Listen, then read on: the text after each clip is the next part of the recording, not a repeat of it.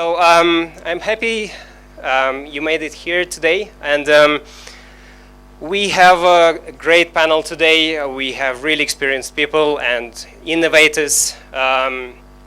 Innovation is really in their blood.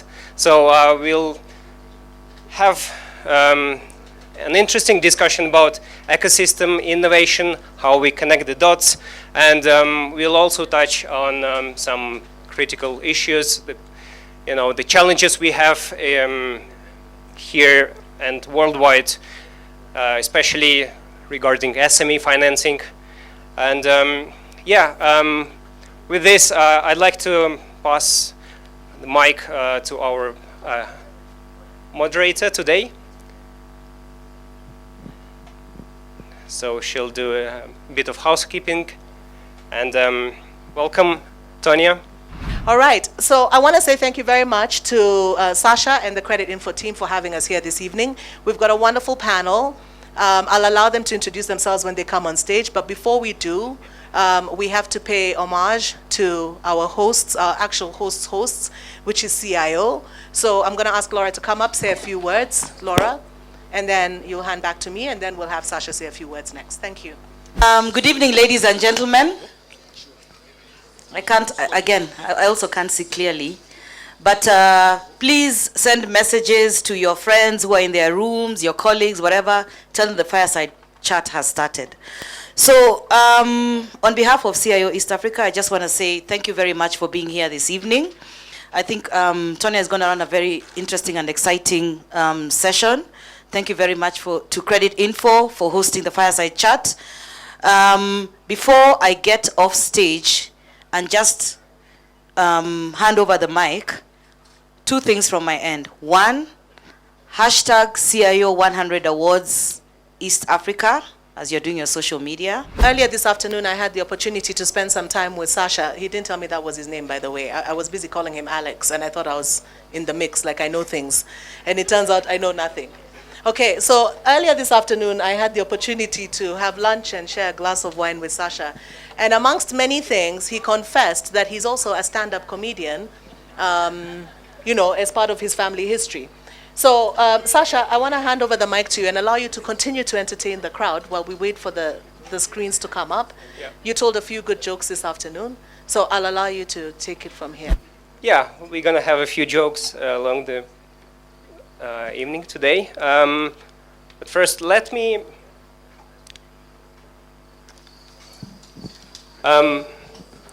talk about something serious. So we are here today. We are innovators. We are CIOs. We are CEOs, and I think all together we can build something awesome. Don't you think so? I think we can really put our forces together, connect our APIs, our companies, our business knowledge, educate each other, and we can really help the world. So, and especially we see a big point where we need to step up in the game, and this is SME support, SME financing, and that's where Creditinfo has been doing a great job in 26 countries around the world today. And I'd like to just quickly touch on this and just show you the trends. It's not only, Kenya or Africa. We are seeing similar trends everywhere. And this is, on one hand, exciting. We're gonna have something new, and innovations are coming every month, every day. But these trends actually raise a couple of scary questions, especially for organizations who are not really, feeling the pace of innovation. So let's look what do we see today.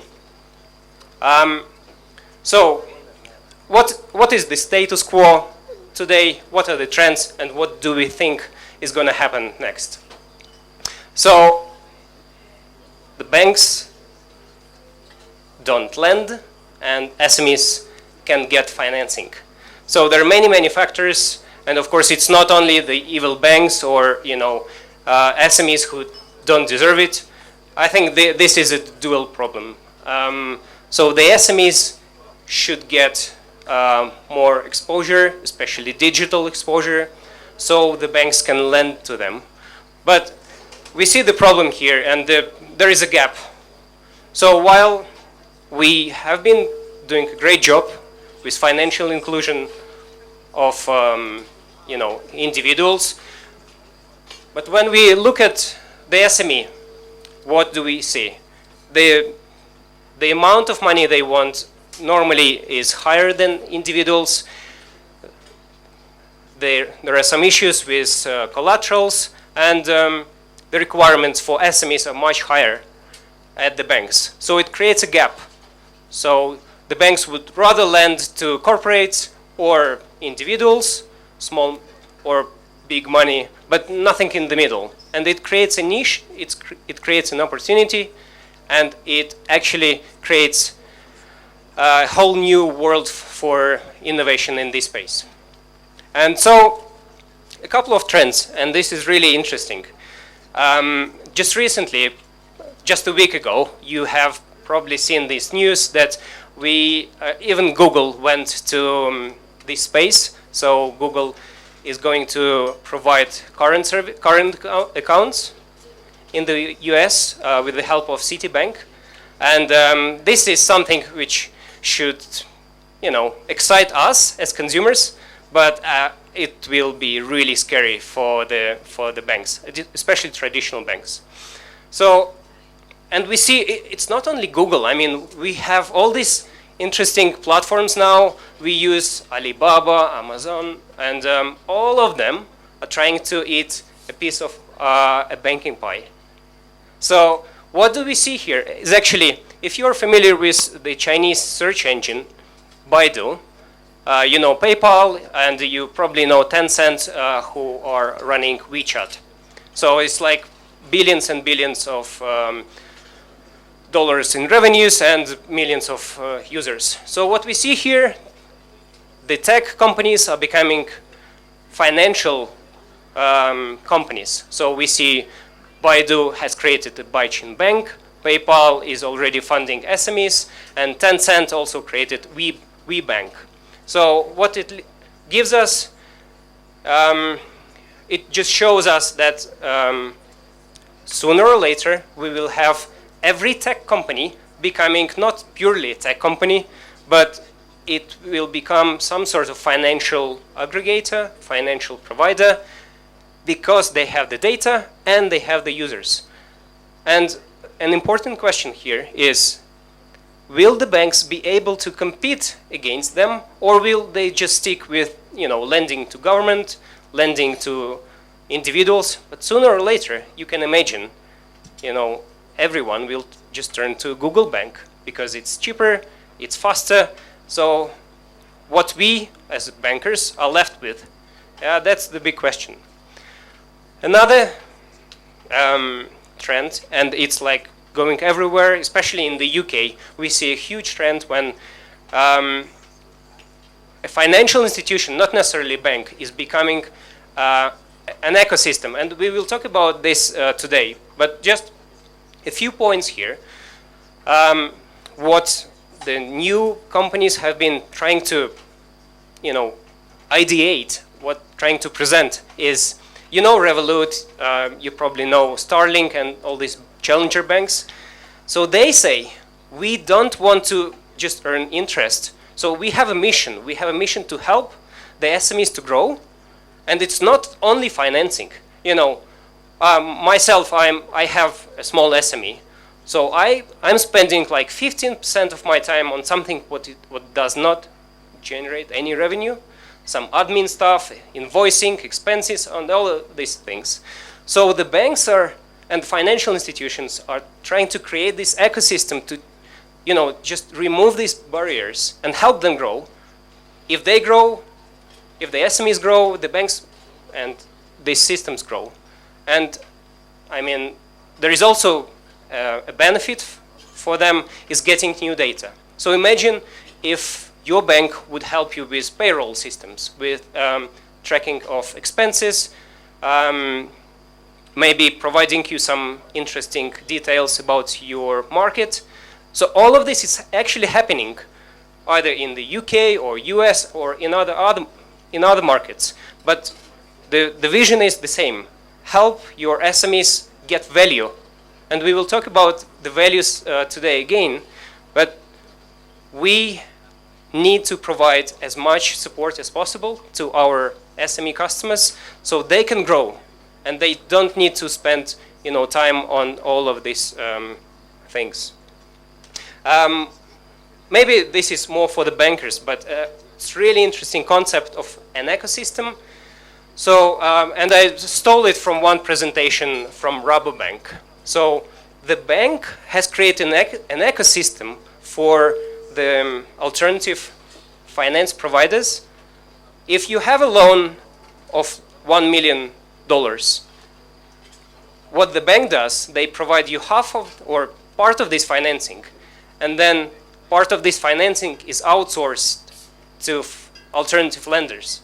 So it creates diversification, it creates new data, and this is actually a really great chance for the banks finally partner with the fintechs and not really compete. So it's a symbiosis when everyone helps each other. So it's win-win-win for the bank, for SME, and for the fintechs. And without the data, we cannot do pretty much anything. So just quickly, we see that the data is so diverse. So everyone is online, and we see that every second we generate something new. So we generate the data from our ERP systems, from payment systems, and this is really exciting, especially for us, for the credit scoring company. Once we have this, we can facilitate this to the market, so everyone can look how to help their customers, how to provide financing. If only we had the data about payments, it just creates a great opportunity for financing. And maybe to note for some of us who are providing services to SMEs, there is a great company in the US called UpSWOT. So they actually do it all for you. So you don't have to connect to all these systems, online accounting, CRMs, ERPs. So you can just get one API and get all the data from there. So this is just to illustrate how the market is developing. Something what we have built is an interesting concept. So if you are interacting with a business owner or a leader, you feel it. You see that the guy has it. So the leaders, you feel the charisma, but you also know that they can adapt, they are stress resistant, hopefully, and they are organized. And then if we can show this to the bank, if we can show that they actually know how to do this, and from the psychological point of view, they are great people, this adds another point. And this is something what we are building for the banks to be able to score SMEs on the basis of psychological tests. So I think with this, we can start our panel, because it really shows there is a great potential in ecosystems, and there is great potential for us to get together and build something awesome. Thank you.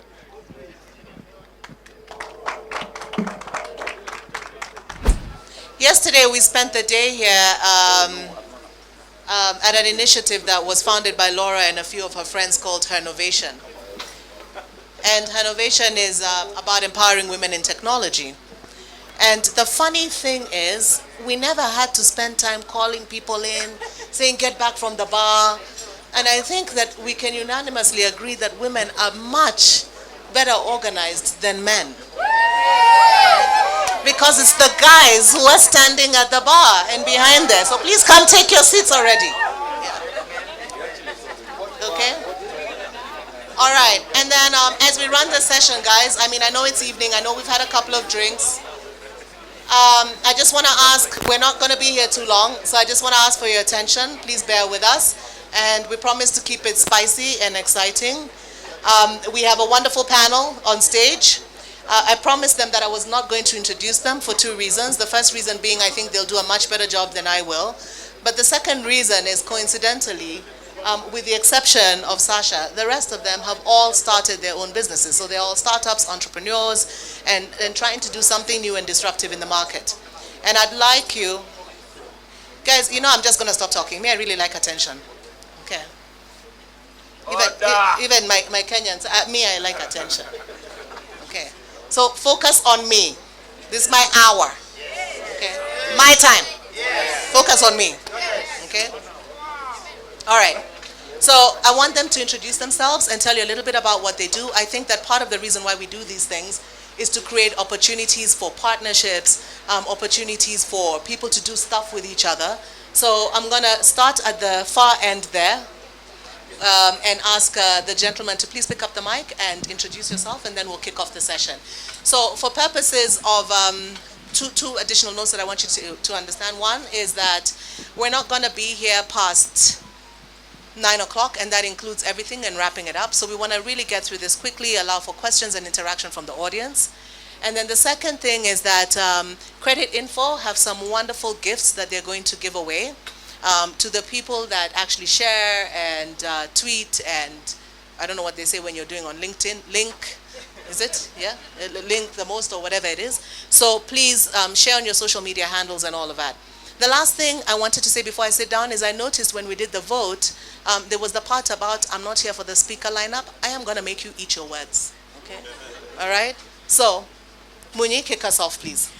Thank you, Tonia. My name is Munyi Nthigah. I've been in technology for a few years, just 13 years. The last 9 years in the fintech space with Cellulant. What has been exciting for me is getting the opportunity to travel across Africa. So initially I was tasked with actually building the network infrastructure for the business. So I had an opportunity to go to close to 16 countries across Africa, just trying to put up the infrastructure and create the ecosystem that you see today, what you see as a Cellulant business today. And for me, that experience, just going into different countries in Africa, looking at how the different payment systems work, the level of digital ecosystems, for me, really awakened in me a desire to try and see how we can be able to solve for the fragmentation that we see in the digital payment space. And also beyond that, see how we can be able to build different platforms layered on the digital payments space. So earlier this year, I left my role at Cellulant. I was a GM in charge of the Kenya business, which was essentially 50% of the group, entire group revenue. I left in March, early in March. Nothing related to what happened. I just had a desire to get out and do something different. And then a couple of months ago, I started my own company called Codesign Africa. And I think probably later we'll talk about it, but essentially what you're focusing on is seeing how we can be able to, because we do believe that we do not have a one-size-fits-all solution for digital payments. We've got to look at different sectors of the economy and look at how we can be able to solve for very specific challenges within different sectors of the economy. And then in there, we can be able to find, solutions around lending, analytics, and all that we can focus on. So currently, we are partnering with the Kenya Private School Associations to see how we can be able to do ecosystem lending within the 11,000 private schools in Kenya. But also we're looking at how we can be able to solve for the value chain challenges in FMCG by connecting the different actors and looking at how we can do responsible mobile lending. My name is Peinovich, and I moved to Kenya after graduating out of MIT. I was really focused on supply chain systems design and also design for manufacturing. So I ended up starting a jewelry brand. That seems like a logical step, right? So I am actually the founder and the former CEO now of Soko, which is an ethical fashion brand. We are largely known, if you go onto our website, as an ethical fashion brand that sells internationally from local artisans. About 2,500 artisans currently are in our system. It is effective selling to about 45 countries globally. And this is all Kenyan-made jewelry for the women's fashion accessories. It is largely a success, but of course, as an entrepreneur at heart, I decided that I needed to actually take what was our core competence inside the organization and take what was our virtual factory digital solution of really using the mobile technology as sort of an IoT network to network that with cloud-based, a SaaS-based solution for ERP for distributed manufacturing. So also earlier this year, I stepped out of my role as CEO of SOCO early last year actually, and then earlier this year I started my new business, which is really looking at distributed manufacturing and sourcing from actually now around the world and selling that into international markets. As a transaction platform, I think that Sasha touched on this a bit in his presentation, but we're really trying to be the Alibaba for ethical commerce. So we're really the B2B marketplace connecting small-scale producers from around the world that are now organized through distributed manufacturing to international buyers. We have a network of about 5,000 producers that we're currently trying to onboard onto our platform. We then offer them services and products. Because of that transaction data, we, like Sasha said, we now are providing micro merchant finance, which is actually a cash advance. So rather than a working capital loan, because we're tied to their transaction, we're able to provide them financing solutions on top of that transaction, which in our form is how can they actually perform these smaller scale SME, handicraft, and artisanal producers? Well, they can't produce, so we judge their ability to produce, and then we look at the buyer's ability to pay. So it's an innovative financing solution. We also provide also digital tools for sort of capacity management, and then ultimately our matchmaking services. So we are a technology company at our heart, but we're trying to digitize really the handicraft sector. So that's what I'm doing here. Thank you, Ella. You see you're eating your words already, clapping your hands. Okay, keep going. Thanks, Ella. And thank you, Sasha and Tonia. So, my name is Brian Dempsey. I've spent the last 11 years working primarily in financial services across Africa. So bouncing between Ghana and Sudan and Kenya and Botswana and now back in Kenya.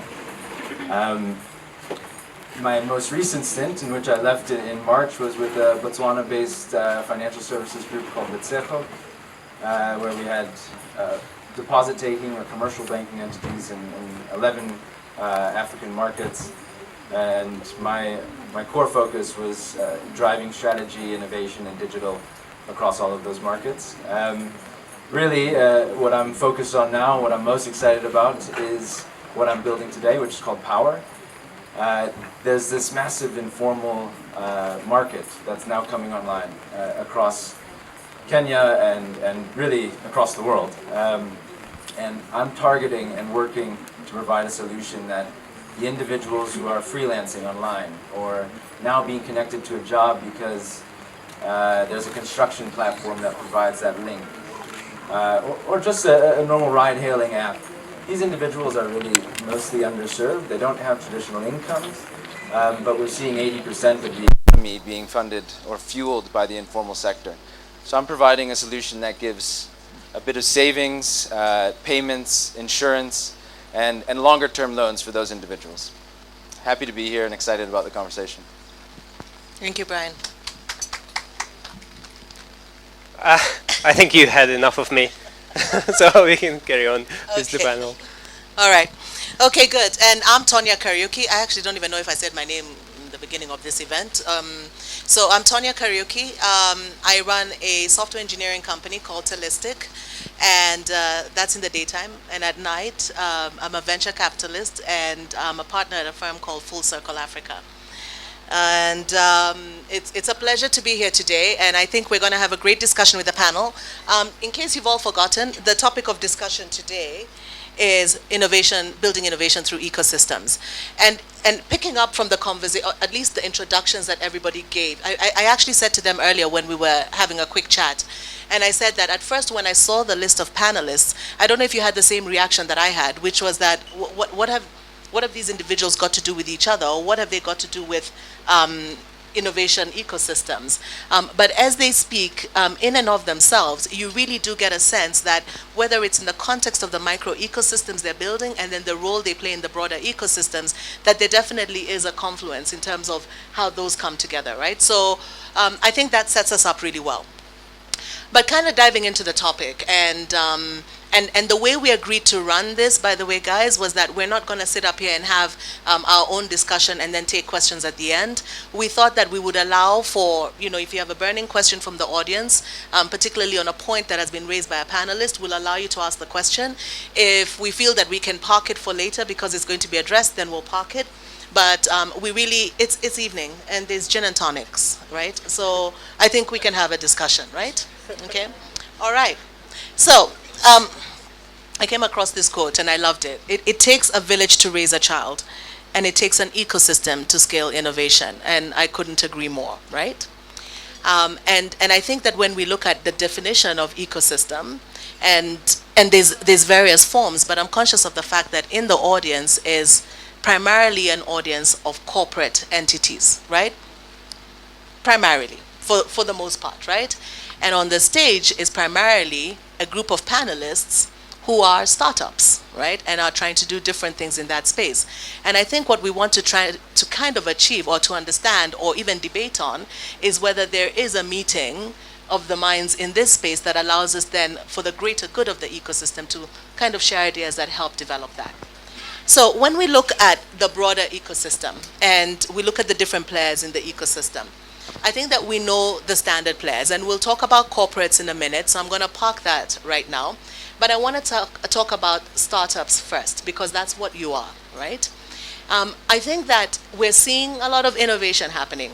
I think we're seeing good disruption, good things coming out of the ecosystem. I think, we've seen stuff across Africa around innovation hubs, and people are supporting you and they're part of the ecosystem and all of that.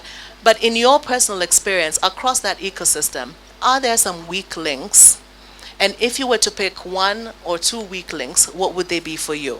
And I'm going to start off with Ella, because you're smiling at me, and so the person that smiles gets picked on. You need to know this for the future. You got to have a game face. So I'm going to start off with you. Great. Yeah, I think that, as we mentioned, there's different types of ecosystems. I've built an ecosystem, and let me just say that I think that largely that was built out of necessity, because I think that oftentimes we find that maybe there's a lack of resources that may be available more broadly.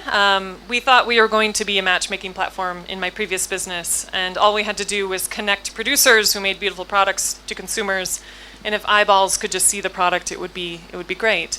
But speaking from my own personal experience, that just wasn't the case. I mean, there was a whole value creation divide. We had to kind of match sort of perceived value to actual value. That required a lot of inputs on our side from business development and sort of capacity development side of things.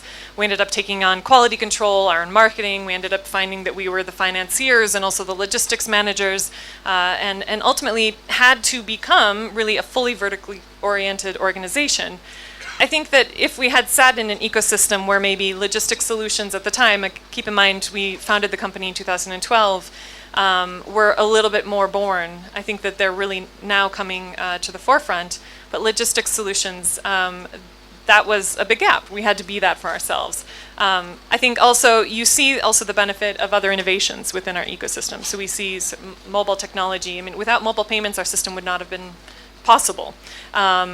We were able to connect with remote producers and their own virtual factories through really telecommunication, and ultimately create a virtual factory. Well, that was phenomenal. But also there were elements of our ecosystem that were missing. And I would say that largely we would look for more supportive sort of infrastructural elements that we could lean into. Had those existed, we probably wouldn't have had to build them ourselves. So I would say that we as ecosystem creators are oftentimes looking to consume and aggregate everything that we possibly can that may exist in the market, but if those don't exist, we end up creating them ourselves. Okay, and I'll come back to Brian and Munyi in a minute. I think what she's touched on, in my view, in the context of an ecosystem, are the intermediaries, right? The ones that support and enable the growth of the core players in the ecosystem. And in this conversation, when I think of you sitting as Creditinfo, I think back to the slides that you just showed us. You're kind of sitting in that intermediary space, right?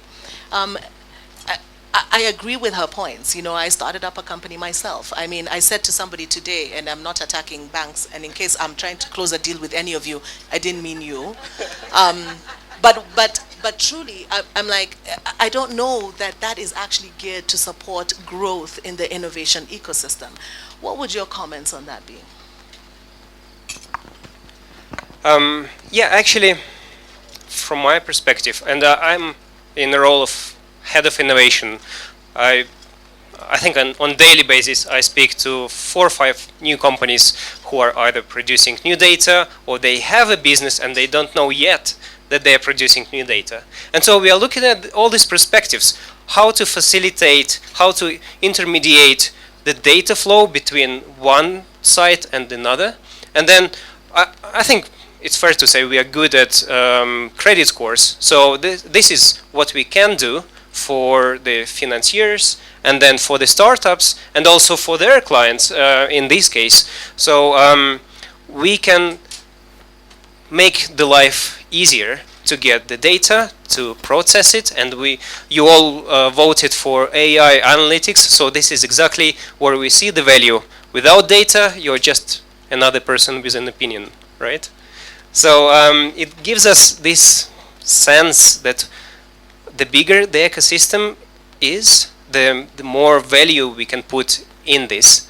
And with little niches, one by one, we can connect the dots. So then the big boys, the banks, the financial institutions can really uncover that actually they're missing huge sector.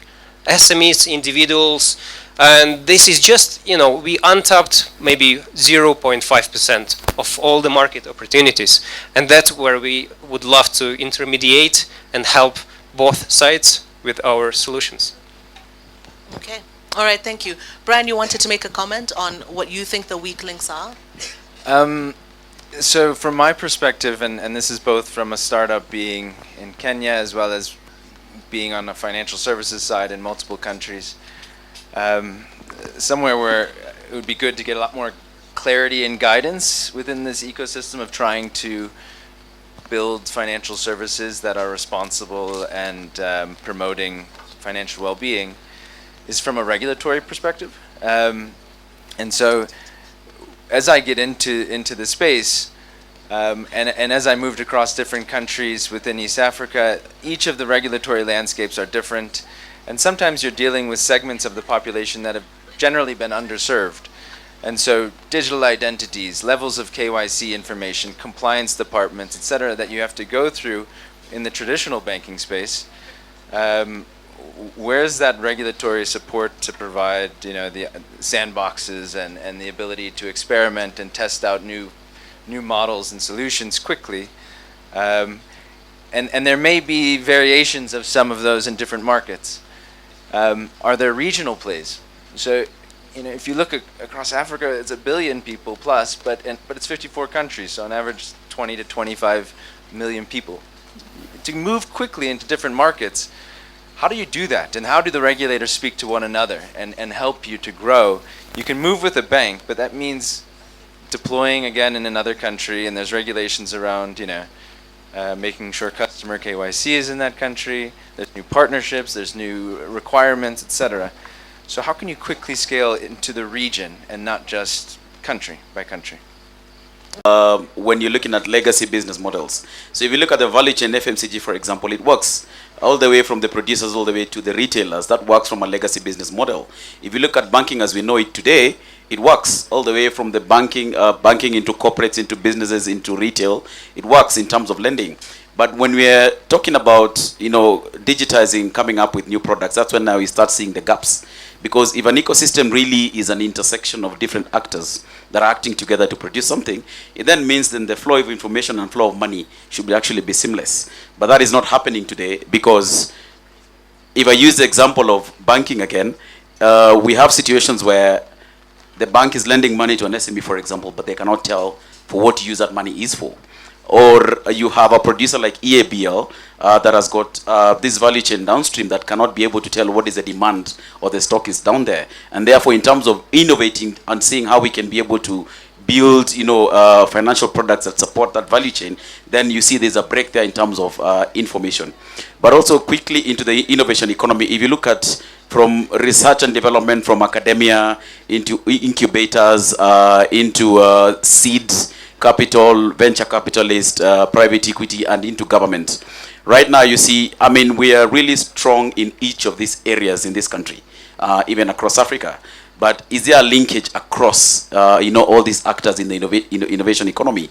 I beg to say that actually there's a broken chain in there, in the sense that are we 100% sure that the guys who are doing R&D there in the universities, or the guys who are coming up with interesting products, know how to find seed capital, for example?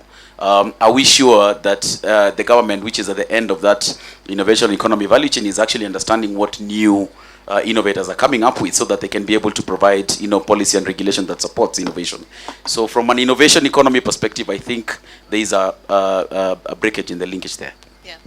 So I want to pick up on some of the points you made and a few of the other panelists made, and I think we start maybe at the foundation, which in my view is maybe largely in academia, right? And I think we often say, and I've heard it said over time and again, that in Africa we don't have a talent gap, right? We have a skills gap, and it's a different conversation. I look at academia for me as being responsible for maybe three things: diffusion of knowledge, right? Creation of human capital, right? And maybe to a certain extent, incubation of new ideas, right? In your view, and in the businesses that we're all in today, is African academia playing their role? And how can we, what feedback do we have for them?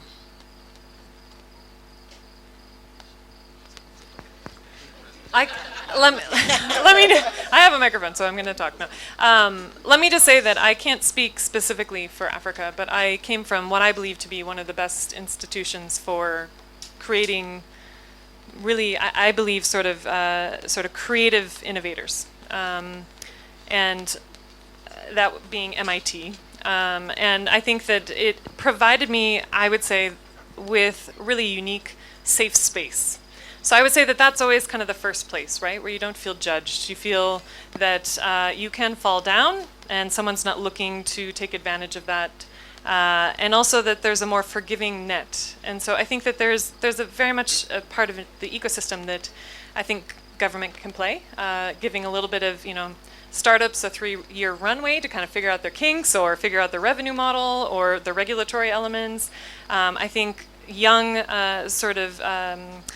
schooling students, to give them more real-life experiences, to be able to sort of test out their theories and be able to fail, give them materials that can be wasted, and be able to come out at the end of the day with maybe just improving and kind of learning from their mistake as being the best outcome.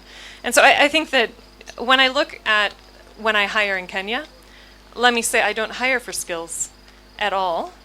I hire for intellect, and I hire for creative thinkers, because as a startup, we have to train them in their role, and we are the first movers in everything that we're doing. And so there isn't even a skill set that necessarily fits what we're doing. And so I think we have some of the best people in our, and oftentimes they're really young. Inside SOCO, a number of our employees actually came from the artisan communities with no education, but you could just see the spark in their eyes. You knew that they were hardworking, they were curious, they were willing to and felt the ability to take a risk and do something without feeling that there was going to be an immediate repercussion for making a decision, going out on a limb and maybe being wrong.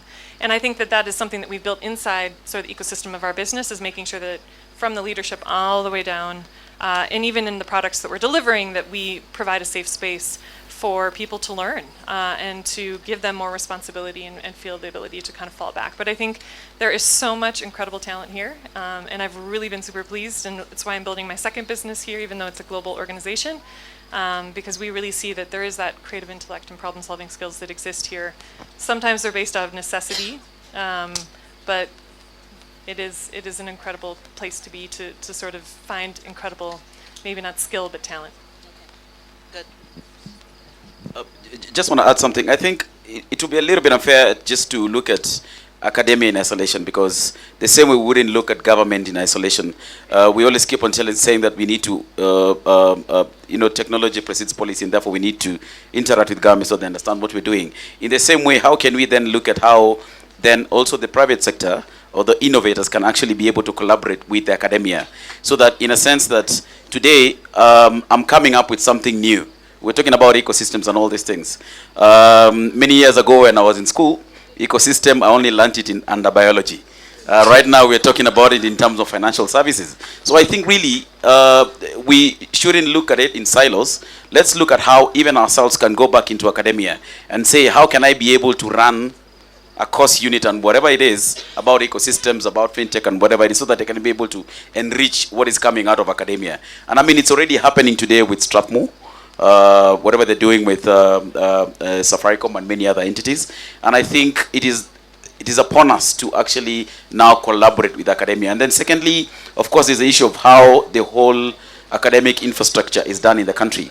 And I'm happy to see in Kenya today we are moving towards competency-based learning as opposed to the old 844 system that had to force you to do things that you're not interested in. So I'm lucky that our children probably will be able to benefit from a different kind of academic infrastructure that is being built that actually promotes skills and talent. And just to make one comment on what you've said. So, I agree with Brian when he talks about, I think Africa is a huge, so I look at Africa as the market, right? I think that if that you limit yourself when you hyper-focus on a specific country, right? Because truly, we're 1 billion people on the continent. Of course, we're split into 54 countries with different governments and that sort of thing. But some of this discussion, even around academia, even around collaboration, I think there is space to have an Africa conversation around that, because I don't know that it does us too much justice if one country does something that is completely disconnected from the next country, and still we're trying to build an Africa ecosystem, and I think that there's certainly strength in numbers. I don't know if you're familiar with Metcalfe's law, yeah? Who's familiar with Metcalfe's law? I'm just gonna sound so smart. Anyone familiar with this? Google. This was an opportunity for a gift. And anyway, I wasn't super familiar with it myself until I started doing research for this, right? But I'm gonna read it out to you. It says, and Metcalfe was the guy who I think built Ethernet networks and that sort of thing, right? And he came up with, his law states, the utility of a network is proportional to the square of the number of nodes on the network, right? Shall I read it again?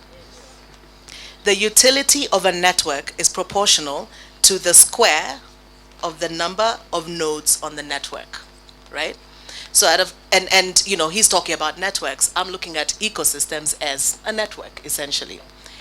And when we start to look at the number of nodes on our network, and even if you squared that, right, is the network big enough? Are we at the point where this can be an ecosystem? Is it large enough? I think the opportunity is large enough. The network is not. Are there enough nodes on the network? I don't think they are, because if you look at the fragmentation that exists in the continent, all the way from regulation into the platforms, into the silo thinking even within sectors of the economy, I think there's an opportunity for us to start breaking down these walls for us to realize these nodes that we can connect to. And this is one of the things that we were trying to do while I was at Cellulant, is we were asking ourselves, how can we be the single gateway for payments in Africa, for example? How can we now think about the bank of the future that is not tied to jurisdiction or geographical areas and things like that? And we actually attempted to do something with EcoBank across 34 markets. And it was amazing to see how just building a single platform can allow you to do remittances across 34 countries within seconds. But if I go back to the issue of nodes, what I see is if you go into the individual countries, you find that there's a lot of opportunities in those countries to actually innovate in those countries. But what we are increasingly doing is we are setting up all these innovations in silos. I think the innovators of tomorrow need to start thinking of how we can rise above jurisdiction, we can rise above geographies, and start solving problems that traverse the continent. So, Brian, I see you reaching out for the mic. I'm going to adjust the question a little bit for you, Brian, yeah? And say, then can we have this conversation? Because remember, the number of nodes, right? And if we're building an ecosystem, the more nodes we have, then the bigger the ecosystem. Can we have this discussion outside of an inclusivity discussion? Because in my mind, the inclusivity discussion is about more, in terms of performance and so on, for less cost, for more people. Yeah. Can you have this discussion about building ecosystems if we're not talking about inclusion? I think when I look at the scale of both the opportunity and the challenge, in the next 80 years or so, there'll be around 3 billion people added to the earth. And according to projections, 2.7 will be in Africa. So if you're going from 1.2 billion people to nearly 4, I think Lagos is supposed to be 80 million people in one city. I mean, just the massive growth within a very short time. But at the same time, there's this convergence of real technology that's changing. You know, we've been solving for ecosystems and silos because we've been also limited by legacy systems and platforms and services. But that's all changing. And I mean, you saw AI was the #1 thing that people said we'd be talking about next year. And I think Bill Gates said, normally we overestimate what will happen in 2 years and underestimate what happens in the next 10 years. And what's interesting to me is this convergence of AI and machine learning and cloud computing, and in the banking space, sort of microservices and open banking and APIs. That's going to allow us to set up these different number of nodes across multiple countries instantly and quickly. And when you get 2.7 billion people being added to the population and not coming online at edge or 2G or even 3G, but 4G, 5G speeds, the amount of access to information and sharing and technology, I think it will allow us to expose people to opportunities, to new ways of working, to new ecosystems that will have a whole variety of nodes that we can't even predict today. Which then brings us to financial inclusion and inclusivity. Those individuals who were living in a village yesterday with no connectivity, no phone, in 10 years' time, they're going to be growing up at 5G speeds with a smartphone in their hands and connecting to the same information someone in a developed market is. So I think it's just by the nature of the development we're going through, inclusion is going to be a result of it. So you think we don't need to do anything else? We're cool. Let's just keep rocking and rolling, and you know, inclusion. You know, more people will get on the network. You know, and then we'll have a bigger ecosystem. I don't think it just comes by nature, but there's a lot of actors in the space. There's a lot of ecosystem partners actively working to achieve these things. I mean, just the individuals on this stage. I think we're all in it together. And for me, it's about partnerships. How can I work with Munyi and how can I work with Creditinfo to provide financial services to users globally, built on a platform in Kenya? Okay, good. No, I'll come back. I want to move on to the next one. So, Sasha, this one's for you. So you're here from the UK, right? From Russia by way of the UK, right?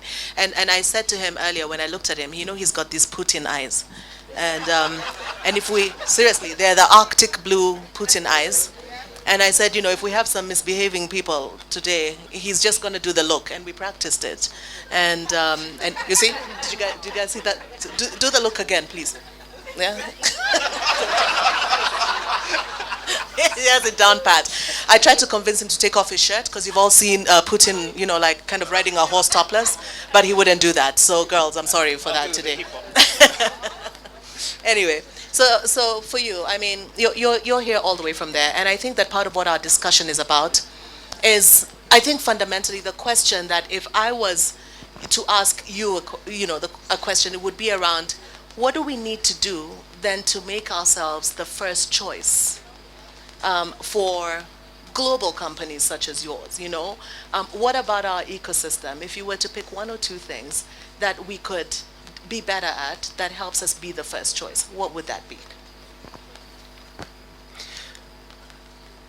I think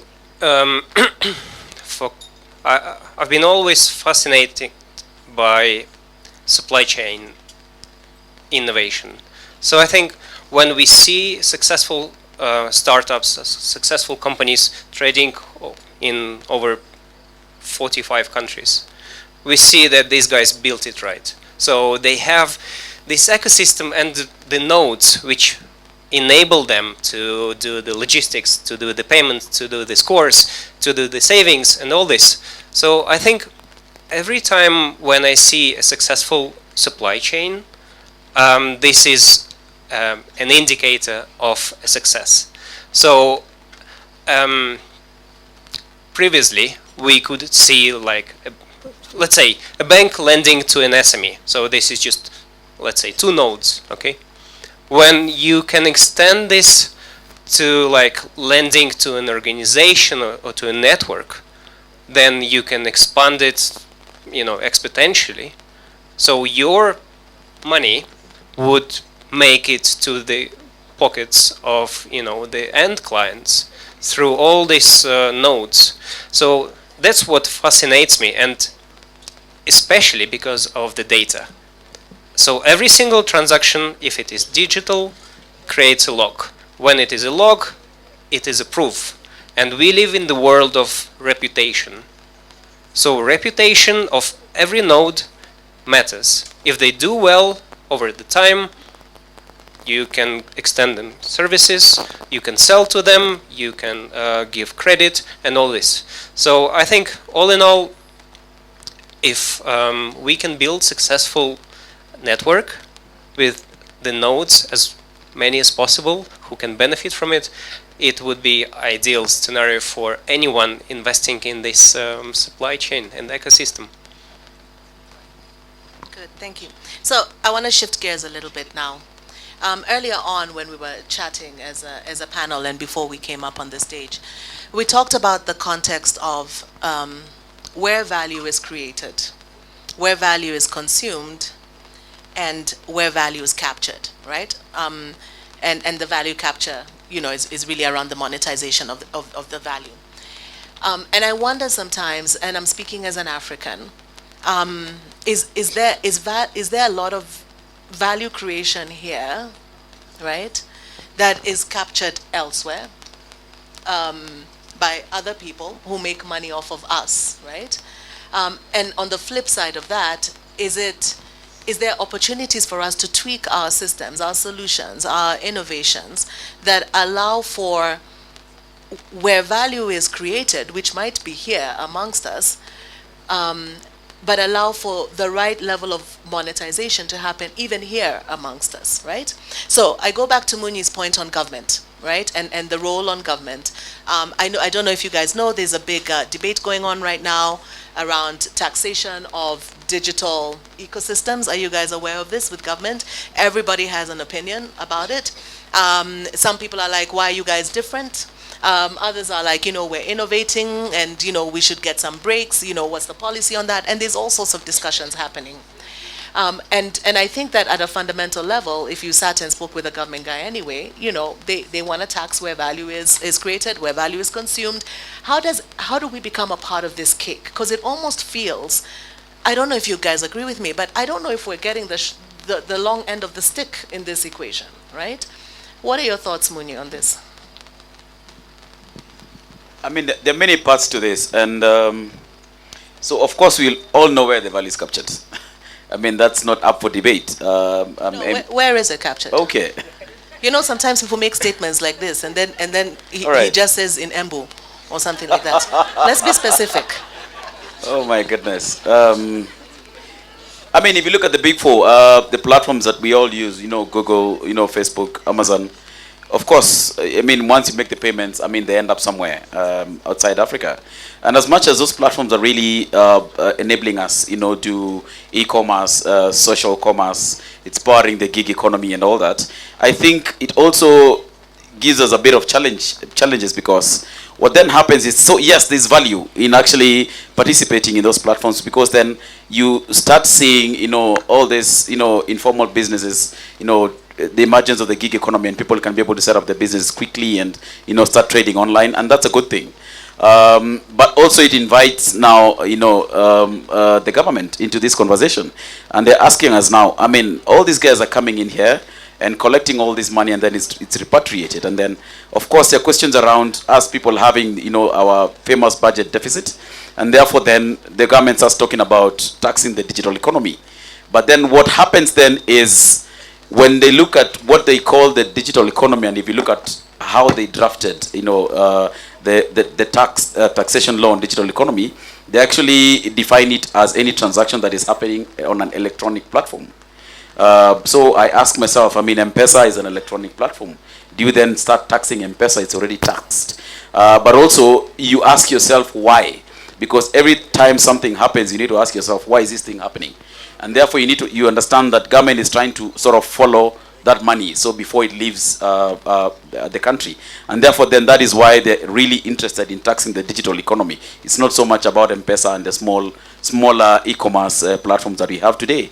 So I think there is value in us engaging government, and I spoke to this earlier, in terms of explaining how these platforms work, for example. Because if you look at it today, the gig economy that actually survives on platforms like Facebook and Instagram, if the government introduces a tax that is punitive to these platforms, guess what's going to happen? No, they'll just say this market is too small for us, we just leave. Then what happens? And these guys, this is a gig economy that the government should actually be looking at in including into the tax bracket. So it is the approach that the government is using in terms of taxation that is wrong. There's nothing wrong about, you know, where the value is being captured or where the value is being created. It is how we are approaching that whole value chain and saying, at what point does the government capture its own share?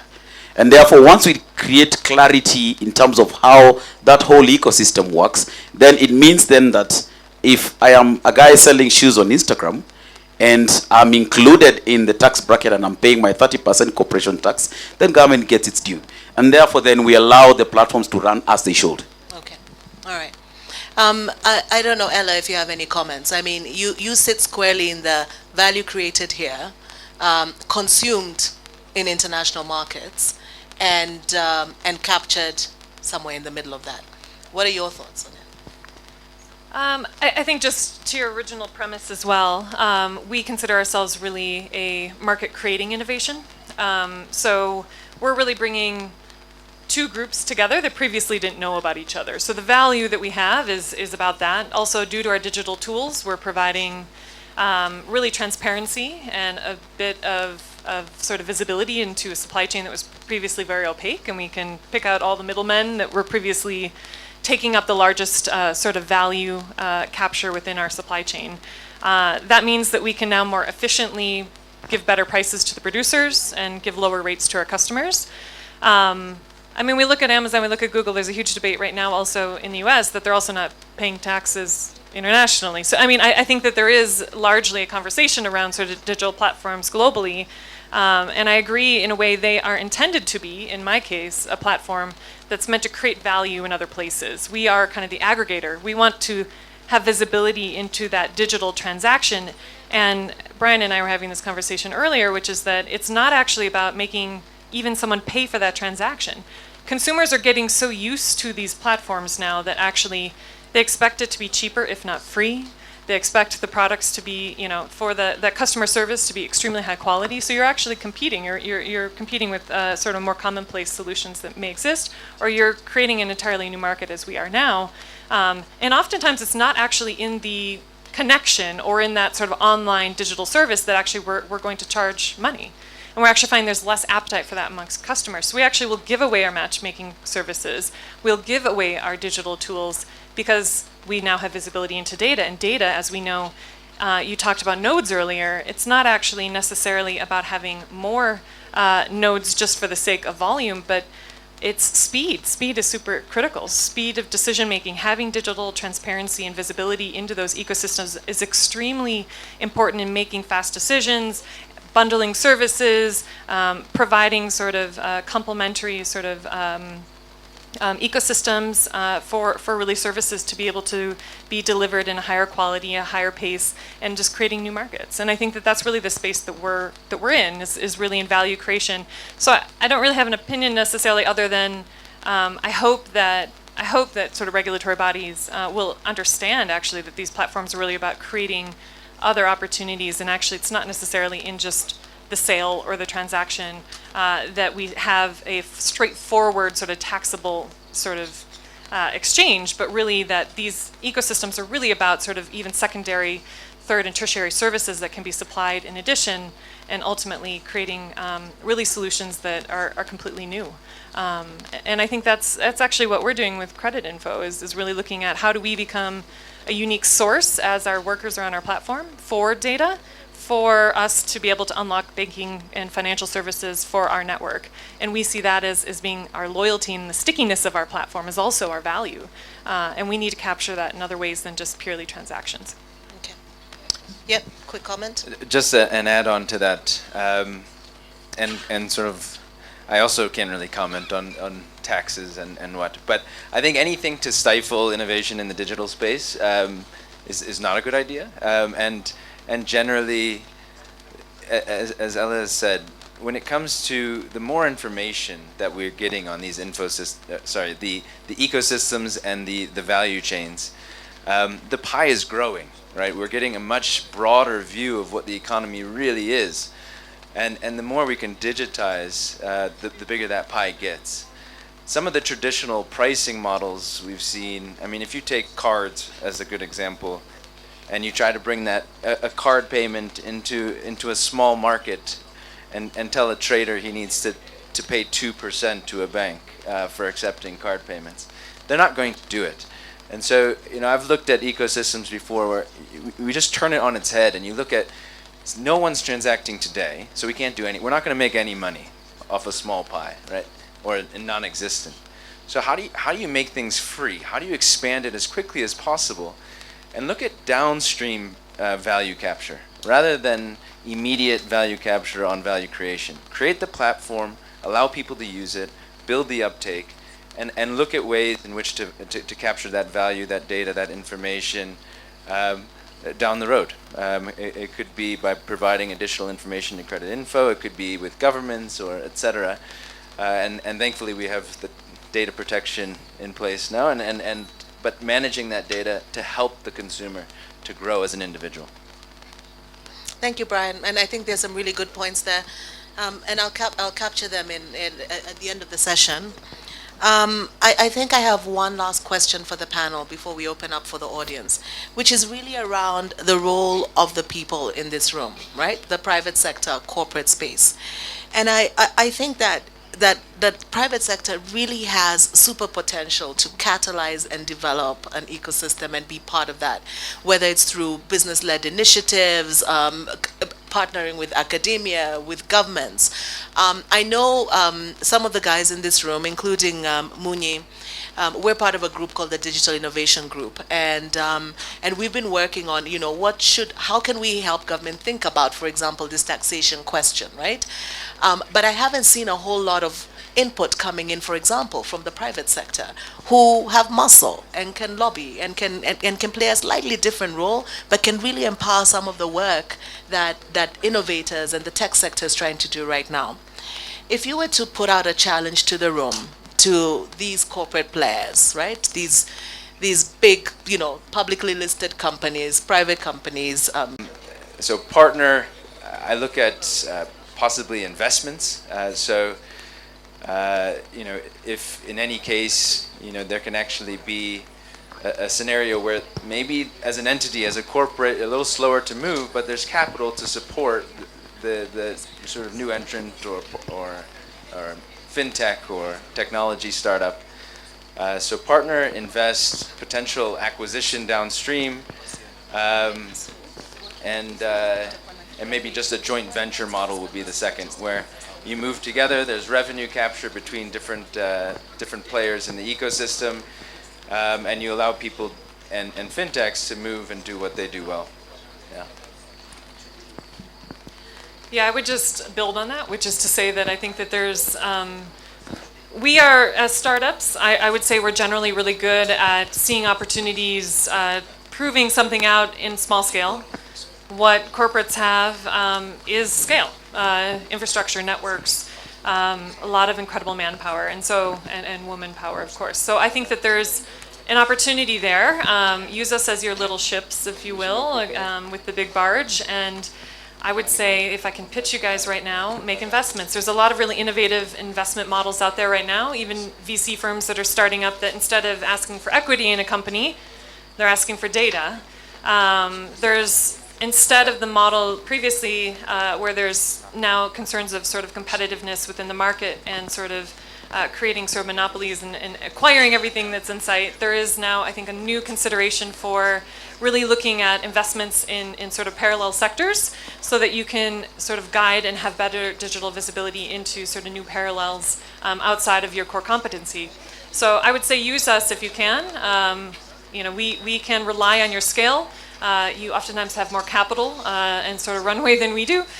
So the ability to sort of partner with an organization at a corporate scale would be really beneficial to smaller startups. But again, maybe not through partnership always, but even just thinking first through investment and sort of from digital visibility and really understanding truly the value of digital sort of sectoral information and how that can be better utilized is a skill set that I think as a corporate should be really honed. And if you can figure that out, I think all the better to yourself and to your department and to your organization. So if we can help in crafting that in any way in the future, I'm here.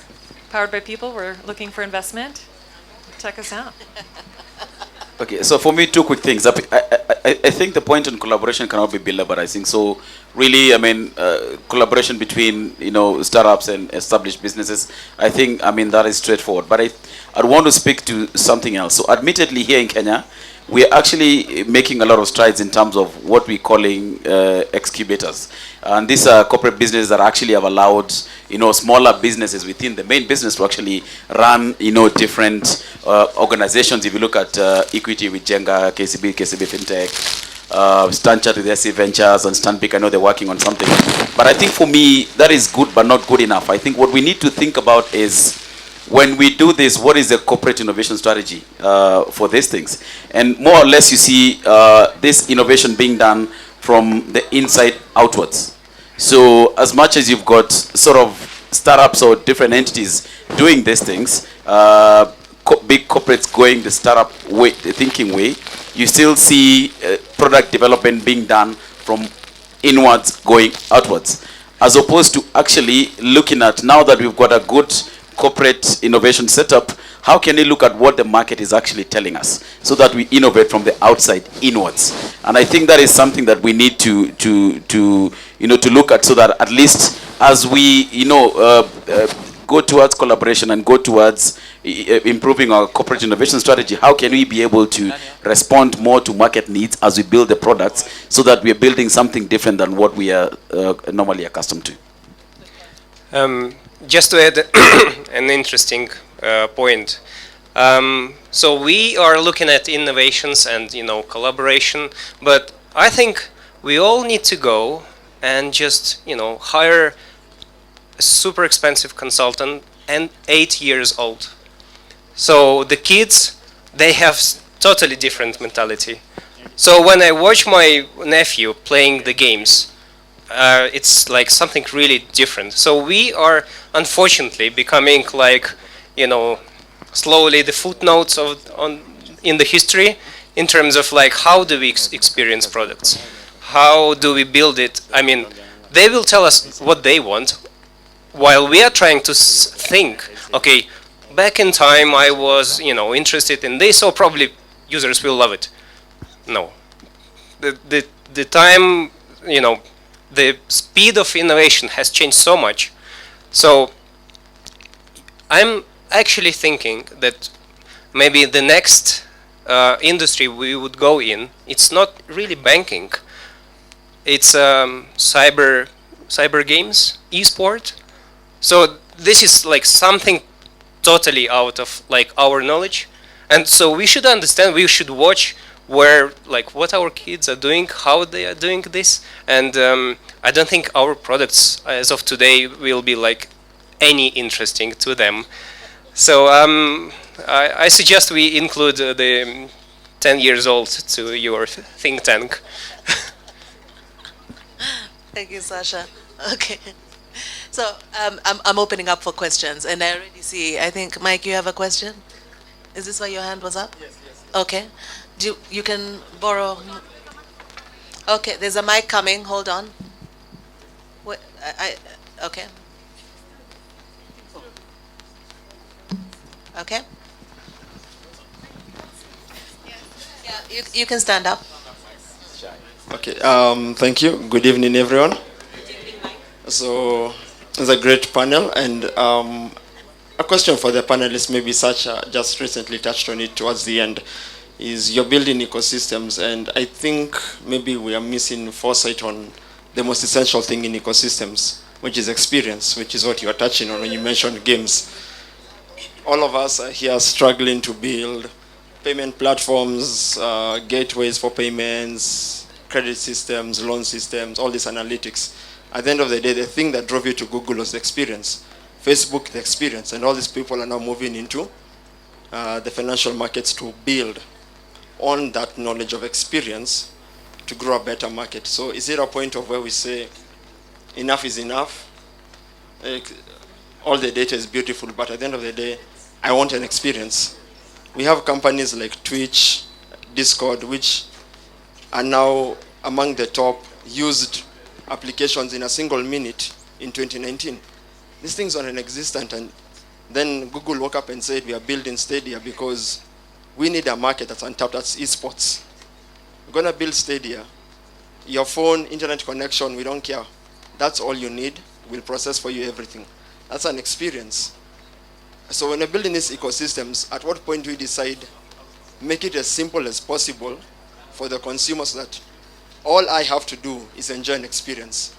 I'm an avid gamer. All I care about is an experience that I can repeat. And I have not met that application on any ecosystem other than Google's ecosystem. So at what point do we decide experience over everything else? I think speaking for us, we are primarily B2B, so our experience would be great. Our success will be when our users don't even notice that we exist on the background. So when you get a new, weapon in esports, and then you are given sort of a credit, an e-credit. So, and if there is an engine, if there is our engine at the background, and they don't notice because we have built scalable and really fast infrastructure with all this, AI and things, that's my success. But if we would go to user experience, I think we don't have resources to compete against Google experience or even like unicorns like Revolut. I think small companies like ours, they, becoming more and more niche players because we are just slowly, trying to, to catch up with these guys, but they're so extremely well doing the supports and the UI. So I think we'll just, trying to build an ecosystem where they can plug us in easily with one API, and this is experience for developers, and then all is done within a couple of milliseconds, and that's it. So maybe you guys want to add something? Yeah, two quick points. So number one, for me, I'm not a fan of discussing technology, so I totally agree with you. We need to start from the customer coming inside, and of course, the user experience is of utmost value. But I also want to ask, when we quote Google and the rest, these are people who actually figured out the ecosystem many years ago, and therefore they're reaping the benefits of which they invested over the years, and therefore that's why they're able to give you that stellar experience. So I want to ask us tonight, what is our story? we still haven't, laid down the infrastructure that allows us to have enough data that can actually give you that amazing user experience that you're having on Google. So I think there's an opportunity for us to also write our own story so that we can be able to give you the stellar user experience that you're looking for in the future. Okay, we have another question in the back, and the person with the mic can take it. I also just want to say I have no idea about the javelin and the sports thing and the credit. So we're just going to let that one go. I'll come for lessons later. Okay, just want Please to go follow ahead. up quickly on the question that was asked and just add on. You mentioned something very interesting that in Africa, let me just quote verbatim, we do not have a talent gap, but a skills gap. So question is, what is the role of what he asked? Experience. We also have intellect, academia, or even soft skills. The other thing is about taxation. So we are in a situation where now the government wants to tax, these ecosystems, especially now the digital part. We left it kind of hanging. So where do we go after this, in terms of taxation? And then, yes, it takes a village to raise a child, but an ecosystem. So how can we now harness innovation? And I think this is like the most wonderful panel that we can ever get, very well composed.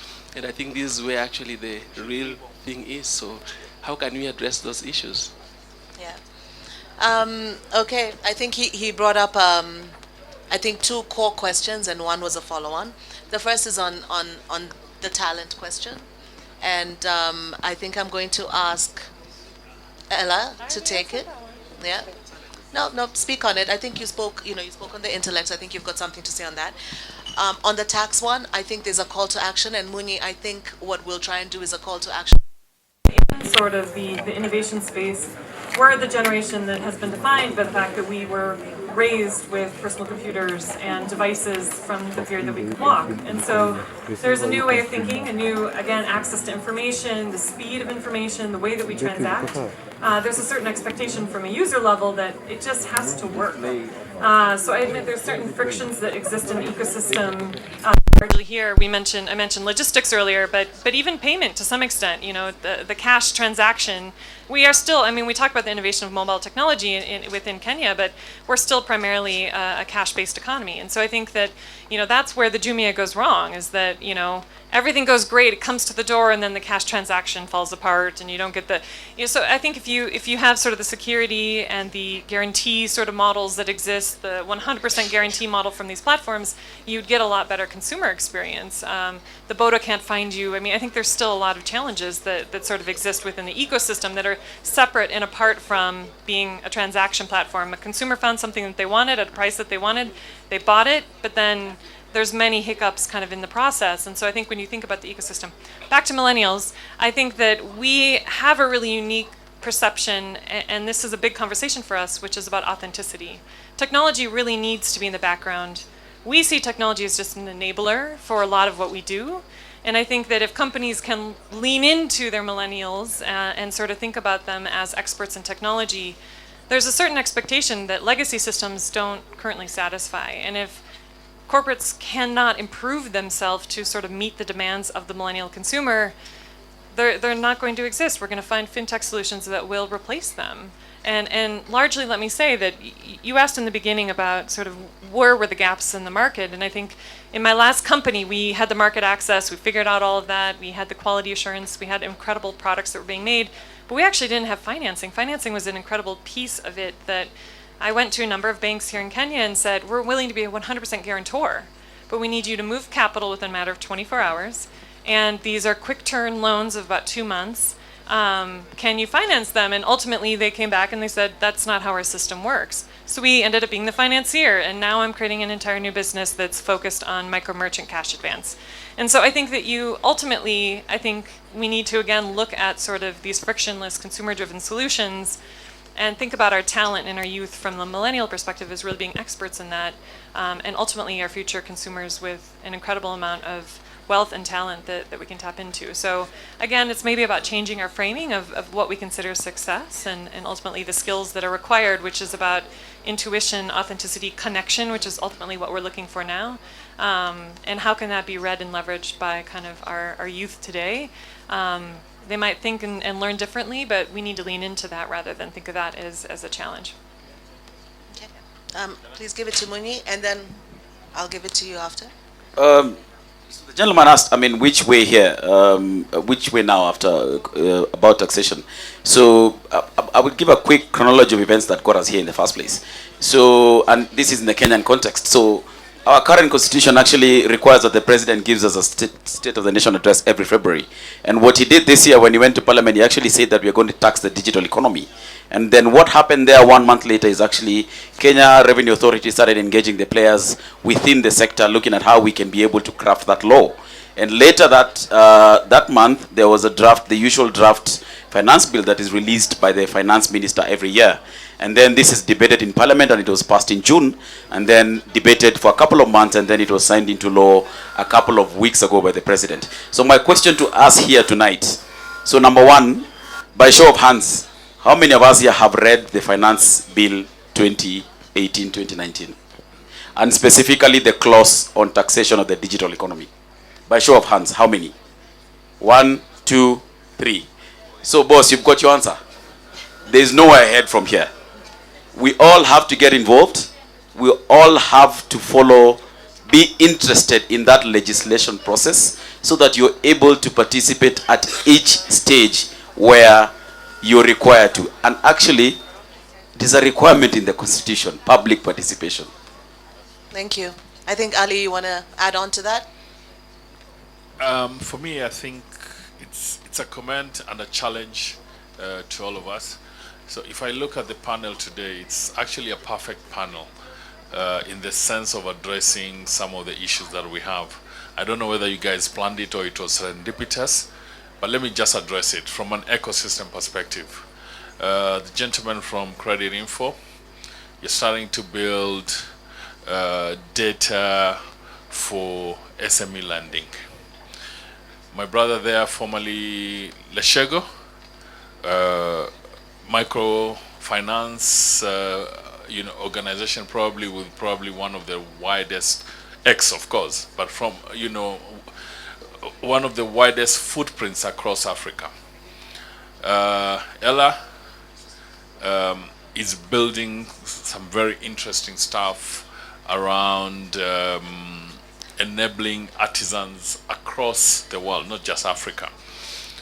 My brother Munyi has worked for a fintech that is striving to sort of connect the continent on payments. Excuse me. Is there a CID guy here somewhere? Anyway, so if you look at that, you're starting to connect the dots. But we actually operate in silos. We don't talk to each other. The question and the issue that we must address is that how do we then make those silos start talking to each other? Creditinfo has some fantastic APIs. Munyi is now building, a different organization. My organization is also talking around the same sort of ecosystem. Now, on the government side, we're not engaging enough. I mean, we are just having a conversation around here. How do you get to a point where the government, policymakers, and regulators... Sorry, that was me. My wife looking for me. If you say so. I'm being honest. So the point is, how do we connect the whole ecosystem, including policymakers and regulators, so that we have a seamless ecosystem, not just in one country, but across the continent? I think that's the million-dollar question that we as Africans must ask ourselves, and we must answer it not tomorrow, but yesterday. Thank you. Thank you, Ali. All right, so guys, it's 9:06, and I think it's time for us to wrap up. I want to share some of the notes that I captured from the discussion. I think that there's a key theme that for me really emerged. I think Munyi said it best when you said collaboration cannot be belabored, or we can't belabor the point around collaboration. I think that's the note on which Ali's finished as well. I think, there's definitely opportunities across that ecosystem for the different players to come together, whether it's startups or private sector or academia or government or intermediaries or incubators or VCs and angels or banks or private equity providers. I think there's certainly an opportunity for that ecosystem to come together and collaborate, right? I think there was a point that Brian made that really resonated with me. I even shouted bar. Okay, there was a point, Brian, that you made that I really liked around the regulatory differences across Africa, and that really being a barrier, particularly for scale purposes. I think it touches on regulation in a huge way. I don't know if we're familiar with Africa Free Trade Agreement, what's happening in that space. Do we have a role and a conversation in that as well, beyond even the purely taxation discussion? So certainly there's room to play in that space. I think that when we talked about the nodes, remember my Metcalfe's law, right? When we talked about the nodes, I think that there's a conversation to be had around inclusion and how to bring more people into that ecosystem, because then that's how we create a bigger pie, a bigger ecosystem for all of us, right? And I think that there's a role for private sector to play there, and there's a role for startups and government and so on. So it's back to the collaboration point. We mentioned earlier, and I think both Ali and Munyi and the gentleman at the back who asked the question, I think that there's opportunities for contribution. I know that there are a lot of discussions happening now around what our feedback as a community is to the government on taxation. I think we should do the same on the Africa Free Trade Agreement. And I would like to suggest, I'm going to volunteer you, Munyi, anyway, that anyone who wants to be part of that discussion, please have a chat with him and let's rope you in. I think that great minds can come out with great outcomes, right? And then we'll take on the VMware muscle and all of that and really move them forward. So I'm volunteering Munyi for that assignment. I loved the conversation around the role of private sector, and a lot of this room is private sector. There were, I don't know if you picked up if I was to do, that word cloud thing, these are the words I heard: partnerships, skills development, the skills that private sector has or corporate has that startups could really benefit from. It's humongous. You have no idea. Trust me, I came from corporate and I've just started up my own business, and now even I'm battling with it, right? So there was skills development, there was investment, there was joint ventures, there was even acquisition down the line. There was providing scale, because I loved your point around what corporates have is the ability to scale. So there's providing scale, there's testing with startups, right? There's innovating from the inside out, and then there's the creating the right experience. I think that there's opportunities for us to have further discussions around those points. And then finally, as a final note, I believe we've had a great discussion today. I think the panel has been awesome. You guys have really been fantastic. I loved the varying experiences and backgrounds that you brought to the conversation. I think that I want to thank CIO, I want to thank Creditinfo for allowing us to host this and allowing us to share our opinions. We look forward to many more of these. I want to set you free, because you're probably all dying to get to the bar. But I do want to say thank you very much for staying with us through to 9 p.m. The last point I did want to make is the gentleman at the back actually said that we are the best panel ever. So I'm going to be doing badges for everybody who has been on this panel, so that they can walk around and you know that you're identified with being the best panel ever. So thank you very much, guys, and I really appreciate you. Have a good evening. Let us also thank our great moderator. So let us put our hands together for Tonia. Great job. Thank you. Right. So back to GNT. Right. You remember there were gifts? It's gift time.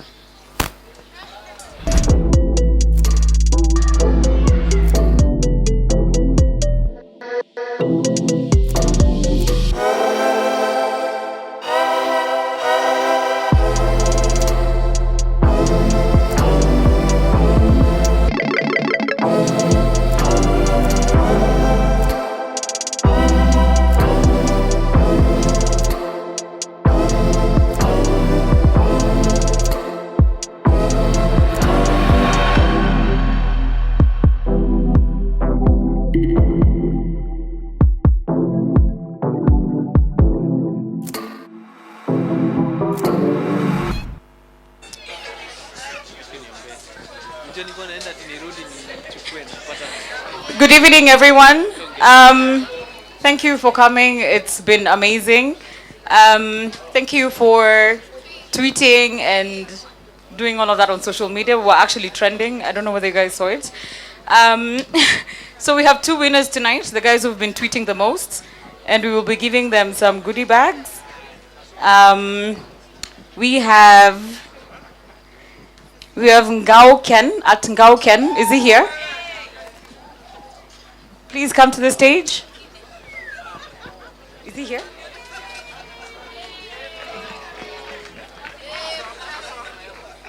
And we have Anita Chage.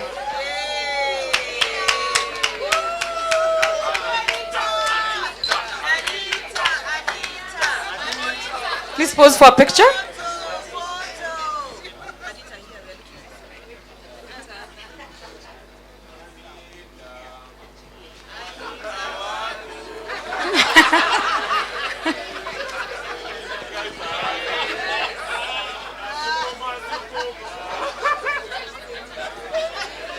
So thank you everyone for coming. Enjoy yourselves, and I think you can just go to the bar. It's open. No, it's not open. You buy your own drinks, and then there's bitings on that tent over there. Have a good night, and thank you. I love you too.